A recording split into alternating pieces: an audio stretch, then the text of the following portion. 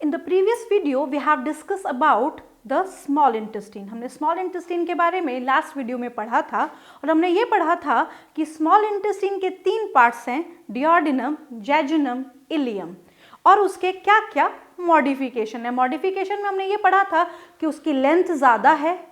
दूसरा मॉडिफिकेशन हमने पढ़ा था कि उसमें विलीज एंड माइक्रोविलीज प्रेजेंट हैं. And the third modification was the presence of plicae circulares. उनमें प्लैकिए सर्कुलरिस मौजूद है. स्मॉल इंटेस्टाइन की तरह ही लार्ज इंटेस्टाइन के भी 3 हिस्से हैं. सो we will begin with the large intestine in this particular video. So here the heading is the large intestine. Small intestine और लार्ज इंटेस्टाइन में एक बेसिक डिफरेंस है कि स्मॉल इंटेस्टाइन लंबी है और पतली है और लार्ज इंटेस्टाइन छोटी और मोटी है. यानी कि जो स्मॉल इंटेस्टाइन है उसकी लंबाई ज़्यादा है, उसका डायामीटर कम है. बट वहीं लार्ज इंटेस्टाइन जो है डायामीटर वाइज चौड़ी है, यानी कि डायामीटर ज़्यादा है बट लंबाई स्मॉल इंटेस्टाइन के कंपैरेटिव कम है.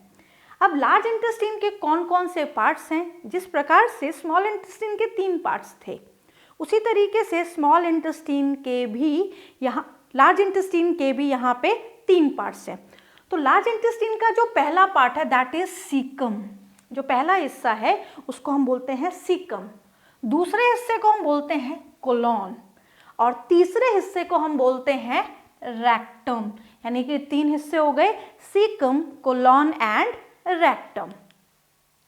ये लार्ज इंटेस्टाइन है और इस लार्ज इंटेस्टाइन में कौन सा हिस्सा किस पर्टिकुलर पार्ट को रिप्रेजेंट कर रहा है हम एक एक करके डिस्कस करेंगे. सबसे पहले हम बात करते हैं सीकम की.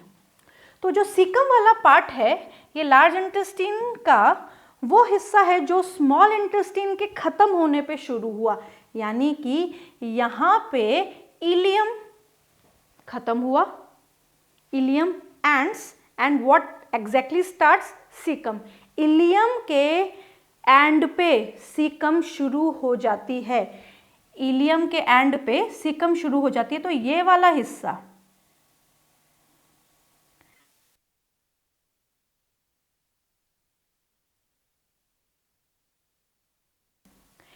ये जो सीकम है और ये जो इलियम है ये दोनों एक जगह जुड़ रहे हैं, एक जंक्शन बना रहे हैं. ऐसा पॉइंट जहाँ पे इलियम खत्म हुई सीकम शुरू हुआ वो हिस्सा कहलाता है ileocaecal junction. That part is ileocaecal junction. यानी कि दोनों के जुड़ाव को बोला जाता है इलियोसिकल जंक्शन. इस इलियोसिकल जंक्शन पे वैल्व प्रेजेंट हैं. यहाँ पे जो वैल्व प्रेजेंट है इस तरीके से उसको हम बोलते हैं ileocaecal valve. Ileocaecal valve sphincter muscles हैं और इनका काम सेम है कि बैक फ्लो को रोकें. किस प्रकार से रोकेंगे? जब फूड कंप्लीट डाइजेस्ट हो गया था स्मॉल इंटेस्टाइन में तो नेचुरली जो डाइजेस्टेड फूड है वो स्मॉल इंटेस्टाइन लार्ज इंटेस्टाइन के पास तो भेजने वाली नहीं है. तो यहाँ पे जो अनडाइजेस्टेड फूड है वो कहाँ आ रहा है? वो सीकम से होता हुआ कोलॉन में जा रहा है. तो यहाँ पे जो अनडाइजेस्टेड फूड सीकम में आ रहा है उसका बैकफ्लो ना हो, यानी कि वो पीछे ना जाए, इलियम में ना जाए. इसकी रोकने के लिए, इसको रोकने के लिए क्या मौजूद है? यहाँ पे इलियोसिकल वेल्व मौजूद है. इसको इलियोसिकल स्फिंक्टर भी आप बोल सकते हैं. यहाँ पे सीकम के नजदीक यानी कि सीकम के पास एक वॉर्म लाइक स्ट्रक्चर प्रेजेंट है. वॉर्म जैसा, कीड़े जैसा स्ट्रक्चर प्रेजेंट है. उसको हम बोलते हैं वर्मीफॉर्म अपेंडिक्स. यानी कि ये वाला पार्ट कहलाता है वर्मीफॉर्म अपेंडिक्स. इससे एसोसिएटेड है ये पार्ट सीकम से एसोसिएटेड है. ये ह्यूमंस में वेस्टिजियल है. इसका ह्यूमंस में एज सच कोई रोल नहीं है. और जब हम सीकम की बात करते हैं तो सीकम बहुत सारे माइक्रो ऑर्गेनिज्म को होस्ट करती है. यानी कि यहाँ पे बहुत सारे माइक्रो ऑर्गेनिज्म प्रेजेंट है. सिम्बायोटिक ऑर्गेनिज्म, माइक्रो ऑर्गेनिज्म यहाँ पे मौजूद हैं. एक और इम्पॉर्टेंट बात, जब इलियम खत्म होता है और सीकम शुरू होता है। मान लीजिए इलियम है और ये सीकम है, एक के खत्म होने से दूसरा पार्ट शुरू हो रहा है। तो यहाँ पे जब एक पार्ट खत्म होकर दूसरा पार्ट शुरू होता है तो वहाँ पे ऑराफाइस प्रेजेंट है। What are orifice? Opening. So the opening of ileum into caecum, यानी कि इलियम की ओपनिंग सीकम में कहलाएगी इलियोसिकल ऑराफाइस। क्या कहलाएगी? इलियोसिकल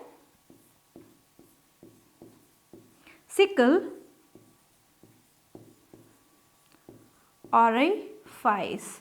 ऑरिफाइस हम पहले भी पढ़ चुके हैं, ओपनिंग को कहा जाता है। इसके बाद आता है कोलॉन। सीकम जब खत्म हो जाती है तो कोलॉन शुरू हो जाता है, और कोलॉन लार्ज इंटेस्टाइन का लंबा हिस्सा है। ये जो लार्ज इंटेस्टाइन है इसका ये वाला पूरा हिस्सा, यानी कि यहाँ से ऊपर जाता हुआ, सीधे जाता हुआ, नीचे आता हुआ और ये घूमता हुआ हिस्सा, पूरा हिस्सा कहलाता है कोलॉन। कोलॉन जब खत्म होती है तो हिस्सा शुरू होता है रेक्टम, और जब रेक्टम खत्म होती है तो एंड पार्ट आता है एनस, यानी कि एनस पोस्टीरियर लास्ट हिस्सा है एलिमेंट्री कैनाल का। तो हम स्टार्ट करते हैं एक के बाद एक। पहले हम पढ़ेंगे सीकम के बारे में। सबसे पहले हम बात करते हैं सीकम की। तो हमने सीकम के बारे में पढ़ा था कि ये वाला जो हिस्सा है ये सीकम को रिप्रेजेंट कर रहा है। So the lower end of the ileum, यानी कि इलियम के लोअर एंड पे, इलियम के एंड पे opens on the posteromedial aspect of the ileocaecal junction, यानी कि पोस्टीरियोमीडियन, पोस्टीरियर यानी पिछले हिस्से पे, मीडियल यानी बीच में एक जंक्शन मौजूद है, उसको बोला जाता है ileocaecal junction. That junction of the ileum and the caecum is known as ileocaecal junction. And this particular junction, ये जंक्शन किस मसल से गार्डेड है? इलियोसिकल वाल्व या स्पिंटर मसल से गार्डेड है। इसके बाद आता है कि जो सीकम है उसको हम ब्लाइंड सैक बोलते हैं, क्योंकि जब यहाँ पे इलियम खत्म होकर सीकम शुरू हो जाता है तो सीकम केवल एक ही जगह से ओपन है, और उस ओपनिंग पे भी वहाँ पे वेल्व मौजूद है जिसको हम कहते हैं इलियोसिकल वेल्व। और ये इलियोसिकल वेल्व ऑरिफाइस यानी कि इलियम और सीकम की ओपनिंग पे ही मौजूद होता है। तो ये ब्लाइंड सैक की तरह दिखाई देता है, तो इसीलिए इसको बोलते हैं ब्लाइंड सैक, यानी कि एक तरफ से ही खुला है। विच होस्ट सम सिम्बायोटिक, यानी कि ये कुछ सिम्बायोटिक माइक्रो ऑर्गेनिज्म को होस्ट करता है, यानी कि अपने पास रखता है। सीकम के 2 सेंटीमीटर नीचे, सीकम यानी कि इलियोसिकल ऑरिफाइस की बात हो रही है यहाँ पे, या फिर सीकम के एसोसिएशन की बात हो रही है, तो about 2 centimetre below the ileocaecal orifice, यानी कि लगभग ओपनिंग के 2 सेंटीमीटर नीचे एक वॉर्म लाइक स्ट्रक्चर मौजूद है। और ये जो वॉर्म लाइक स्ट्रक्चर मौजूद है इसको कहा जाता है वर्मीफॉर्म अपेंडिक्स। जैसा कि मैंने आपको अभी बताया है कि ये वेस्टिजियल है, यानी कि ह्यूमन में ऐसे चीज का कोई रोल नहीं है। वेस्टिजियल ऑर्गन्स कौन से होते हैं? Vestigial organs are functionless but not useless, यानी कि वो फंक्शन नहीं करते हैं। क्लियर? हमारी बॉडी में उनका कोई फंक्शन नहीं है। Caecum is well developed, caecum ज्यादा डेवलप होता है रैबिट में और दूसरे मैमल्स में, यानी कि ह्यूमन के अपेक्षा वो ज्यादा डेवलप्ड किस में होते हैं? मैमल्स में ज्यादा, अदर मैमल्स में ज्यादा डेवलप्ड होते हैं। Last point, the caecum opens into colon. जो सीकम है वो किस में ओपन होती है? कोलॉन में। और जैसा कि इससे पहले वाले फिगर में हमने देखा था, कोलॉन सबसे लंबा हिस्सा है लार्ज इंटेस्टाइन का। Next part is colon. इस पार्ट को हम क्या बोल रहे हैं? कोलॉन। सीकम हम ऑलरेडी पढ़ चुके हैं, यहाँ सीकम खत्म हो जाता है, ये पार्ट हम पढ़ चुके हैं। अब कोलॉन के कौन कौन से अलग हिस्से हैं? बहुत सारे पार्ट्स यहाँ पे भी हैं, तो अलग अलग पार्ट्स को हम यहाँ पढ़ते हैं। सबसे पहला आता है असेंडिंग कोलॉन, ये ऊपर जाने वाला हिस्सा, यानी कि ये पूरा पार्ट असेंड है, असेंडिंग कोलॉन वाला है। नेक्स्ट पार्ट आता है ट्रांसवर्स कोलॉन, सीधा जा रहा है, दैट इज ट्रांसवर्स कोलॉन। उसके बाद नीचे आने वाला हिस्सा कहलाता है डिसेंडिंग कोलॉन, और जो सिग्मोइड रीजन है यानी कि ये वाला रीजन बनाता है सिग्मोइड कोलॉन। यानी कि कोलॉन के 4 हिस्से हो गए, ascending, descending, transverse and sigmoid. सबसे पहला आता है असेंडिंग, फिर आता है ट्रांसवर्स, फिर आता है डिसेंडिंग, फिर आता है सिग्मोइड। नेक्स्ट की हम बात करें तो यहाँ पे कुछ लॉन्गिट्यूडनल मसल्स होती हैं जो रिबन लाइक बैंड्स बनाती हैं, उनको बोलते हैं टीनिया कोलाई। यहाँ पे ये 3 मस्कुलर बैंड्स यहाँ पे बनते हैं लॉन्गिट्यूडनल मसल्स के कारण, और इन बैंड्स को हम बोलते हैं टीनिया कोलाई। और इन टीनिया कोलाई की वजह से यहाँ पे पाउच लाइक स्ट्रक्चर डेवलप हो जाते हैं। इन टीनिया कोलाई की वजह से यहाँ पे पाउच जैसे स्ट्रक्चर, ये पाउच जैसे स्ट्रक्चर बन गए इनर लाइनिंग में। तो इन इनर लाइनिंग में जो पाउच लाइक स्ट्रक्चर बनते हैं उनको हम कहते हैं हॉस्ट्रा। अब यहाँ पे जो कोलॉन है वो ओपन होती है एनल कैनाल में। Colon opens into anal canal and anal canal opens into anus. One thing I add here, colon opens into rectum। सबसे पहले कोलॉन ओपन होती है रेक्टम में, रेक्टम ओपन होता है एनल कैनाल में, और एनल कैनाल ओपन होती है एनस में। Next is the caecum continues in colon. जो सीकम है वो कोलॉन में कंटिन्यू हो जाती है, which is the middle part of the large intestine, जो कि लार्ज इंटेस्टाइन का बीच का हिस्सा है। अब यहाँ पे मैंने आपको जैसा कि बताया कि longitudinal muscle coat, the longitudinal muscle coat, longitudinal muscle coat यानी कि we are talking about these longitudinal muscle coat. This is the longitudinal muscle coat, this one is also longitudinal muscle coat, and here also this is muscle coat, longitudinal muscle coat. These longitudinal muscle coat form 3 ribbon like structure. What they exactly form? क्या बना रही हैं ये? 3 ribbon जैसे structure, bands बना रही हैं, इनको बोलते हैं हम टीनिया कोलाई।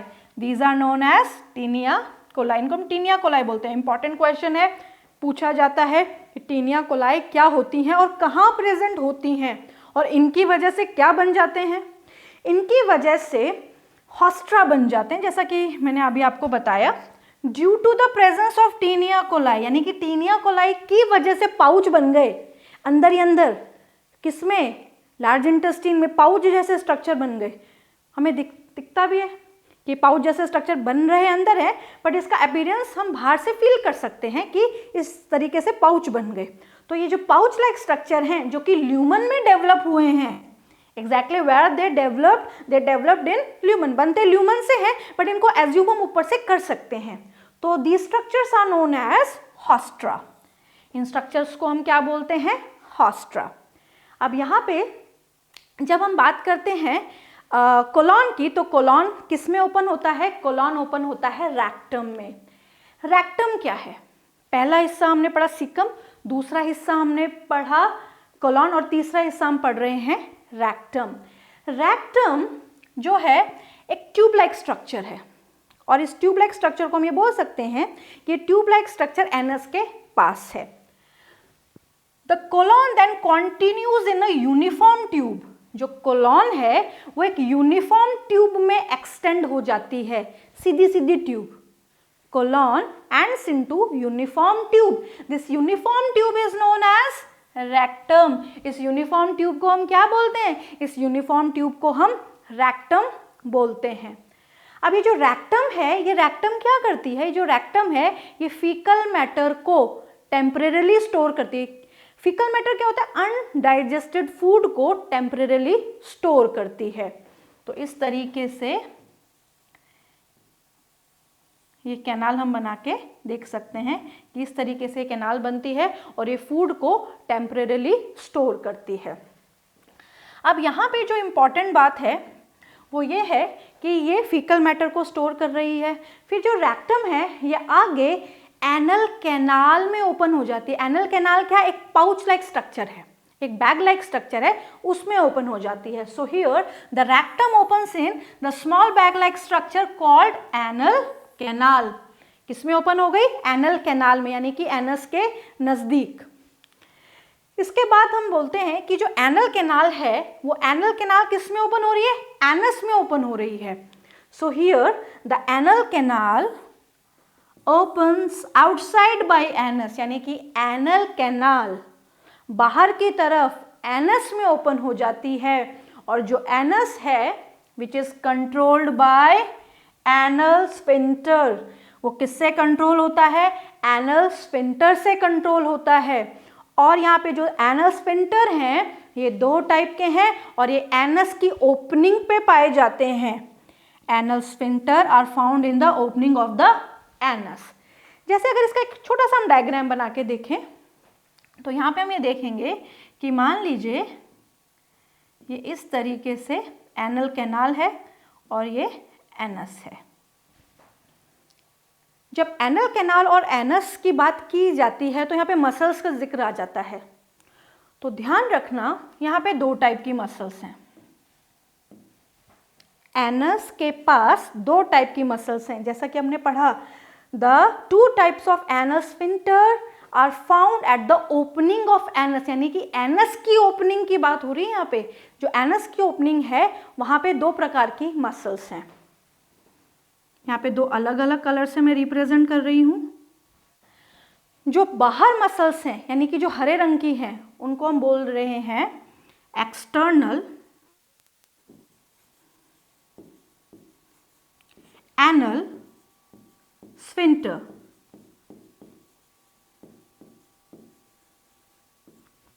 जो बाहर वाली मसल्स हैं उनको हम बोल रहे हैं एक्सटर्नल एनल स्फिंक्टर। और जो अंदर वाली हैं उनको हम बोल रहे हैं इंटरनल एनल स्फिंक्टर।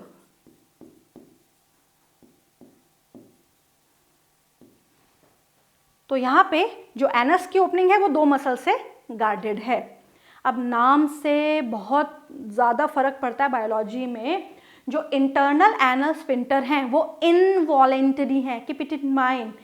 किस प्रकार की हैं? इनवॉलेंटरी, यानी कि इच्छा के हिसाब से काम नहीं करेंगी। Involuntary muscles are those muscles which can not work according to the will, इच्छा के हिसाब से काम बिल्कुल नहीं करेंगी।